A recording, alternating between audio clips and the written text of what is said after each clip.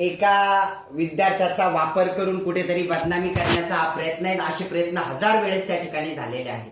याचं कारण तुम्हाला सांगतो की एका चांगल्या व्यक्तीला त्या ठिकाणी आपण थांबवू शकत नाही, त्याला बदनाम करायचा प्रयत्न आहे. सत्यता ही आहे, नितीन भालेराव हा नाशिक ब्रँचचा विद्यार्थी आहे.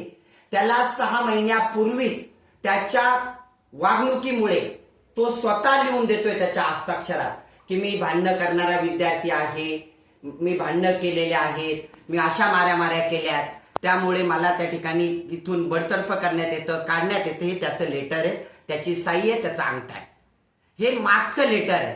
अशा विद्यार्थ्यांना काढून दिल्यानंतर त्याच्या नंतर काय घडलं, कोणी त्याला आणलं हे मी सांगेलच. मी एकच सांगेन की तो विद्यार्थी औरंगाबाद ब्रँचला आला आणि त्याने विनंती केली की मला 10 दिवस इथं राहू द्या, माझ्या एका कॉलेजला कुठेतरी पेपर आहेत आणि ते पेपर मला द्यायचे आहेत.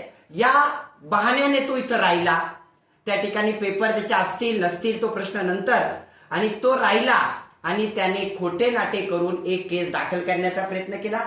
ही अक्षरशः खोटी केस आहे आणि हे लवकरच प्रूफ होईल आणि त्यात त्याचे प्रूफ आमच्याकडे आहेत. आम्ही ते मीडियाला आणि सगळ्या ठिकाणी दाखवू. मला एकच कळतं की त्याच्यात केलेले आरोप, जेवणाच्या बाबतीत आरोप केलाय.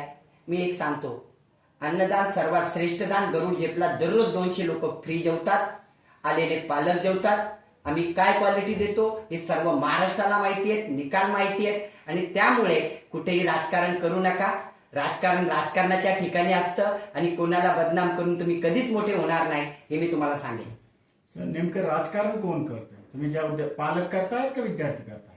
किंवा पालक विद्यार्थी कधीच राजकारण करत नाही, पण त्यांना करून घडवणारे दुसरे असतात. याच्या मागचे हिरे वेगळे आहेत आणि ते लवकरच पुढे येतील. आणि मी एकच सांगेन, आम्ही सत्याच्या मार्गाने चालतोय, सत्याने चालतोय, त्यामुळे आम्हाला कोणाची भीती नाही. आमच्याकडे प्रूफ आहेत आणि हे प्रूफ कोर्टामध्ये वारंवार सिद्ध झालेले आहेत. मागे असाच एका विद्यार्थिनीला त्या ठिकाणी विद्यार्थिनीचा वापर करून असा प्रयत्न झाला होता. आता दुसऱ्यांदा करतायत, ते लगेच उघडे होईल आणि सत्य बाहेर येईल, एवढंच सांगेल. तुमच्या संस्थेला बदनाम करण्याचा डाव आहे, काय विषय आहे नेमका? विद्यार्थी पालक नाही म्हणतात, तर मग नेमकं राजकारण करतंय कोण? माझ्याकडे महाराष्ट्रातील कितीतरी विद्यार्थी शिकायला येतात प्रत्येक जिल्ह्यातून. ते आमच्या नावामुळे आणि आमच्या रिझल्टमुळे. आणि बदनाम करणारे कोण असतील त्यांना एकच सांगेल, तुम्ही कितीही प्रयत्न करा, सत्य सत्यच असतं. म्हणजे तुम्ही जे प्रकार घडला त्याबद्दल म्हणजे असं काही घडलेलंच नाही? घडलेलंच नाहीये आणि त्याचे प्रूफ आहेत माझ्याकडे. अच्छा.